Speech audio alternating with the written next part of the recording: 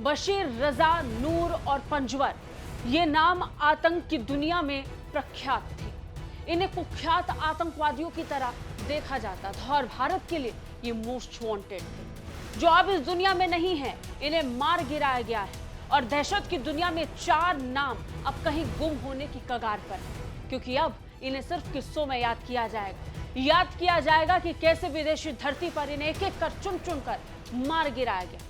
पंजवर, जिसे हाल ही में मारा गया, जो कि एक खालिस्तानी आतंकी था, जिसे पाकिस्तान ने अपनी तरफ से सुरक्षा तक दी, उसे तब मारा गया जब वो सुबह मॉर्निंग वॉक पर निकला था। 2 बंदूकधारियों ने उसे अंधाधुंध फायरिंग में मार गिराया। भारत के मोस्ट वांटेड अपराधियों में से एक और आतंकवादी संगठन खालिस्तान कमांडो फोर्स के प्रमुख परमजीत सिंह पंजवर को लाहौर में मार गिराया गया। पंजवर इस नाम के बारे में अब तक आपको बहुत सी जानकारी मिल गई होंगी, लेकिन हम आपको ये रिपोर्ट इसलिए दिखा रहे हैं क्योंकि पंजवर एकलौता वो आतंकी नहीं है जिसे विदेशी धरती पर मार गिराया गया हो। इसके अलावा भी कई आतंकी हैं जिन्हें ढूंढ ढूंढ कर मारा जा रहा है। हालांकि इसके पीछे कौन है ये खुलकर सामने नहीं आया है, लेकिन आरोप पाकिस्तान की तरफ से और उसके जैसे कई आतंक समर्थकों की वजह से ये कहा जा रहा है कि रॉ ने विदेशी धरती में घुसकर इन आतंकियों को मारा है, क्योंकि भारत की मोस्ट वांटेड लिस्ट में शामिल थे। पाकिस्तान में बैठकर आतंकी नेटवर्क चलाने वाले खालिस्तान कमांडो फोर्स के सरगना परमजीत सिंह पंजवर को लाहौर में गोली मारकर उसकी हत्या कर दी गई। पंजवर ही नहीं, विदेश में कई भारत विरोधी आतंकी हाल के दिनों में विदेश में मारे गए हैं। इनमें पाकिस्तान और अफगानिस्तान में इन भारत विरोधी आतंकवादियों की हत्या हो चुकी है। 20 फरवरी को बशीर अहमद पीर उर्फ इम्तियाज को मारा गया। जम्मू कश्मीर के कुपवाड़ा जिले के रहने वाले बशीर अहमद उर्फ इम्तियाज आलम की पाकिस्तान में अज्ञात हमलावरों ने गोली मारकर हत्या की थी।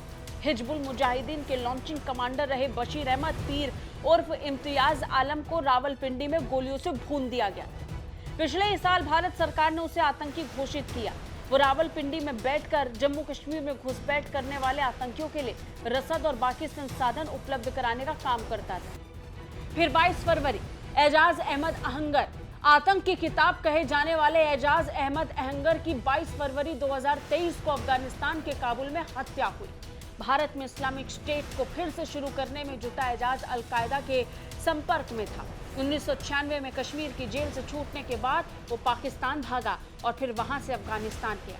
भारत सरकार ने उसे मोस्ट वांटेड आतंकी की सूची में रखा था। 26 जनवरी को सैयद खालिद रजा को मारा गया। पाकिस्तान में अल बदर के पूर्व कमांडर सैयद खालिद रजा की गोली मारकर हत्या की गई। अल बदर एक कट्टर संगठन है जो कश्मीर में आतंकियों को ट्रेन करता है। सैयद खालिद रजा की कराची में उसके घर के बाहर अज्ञात लोगों ने गोली मारकर हत्या की थी।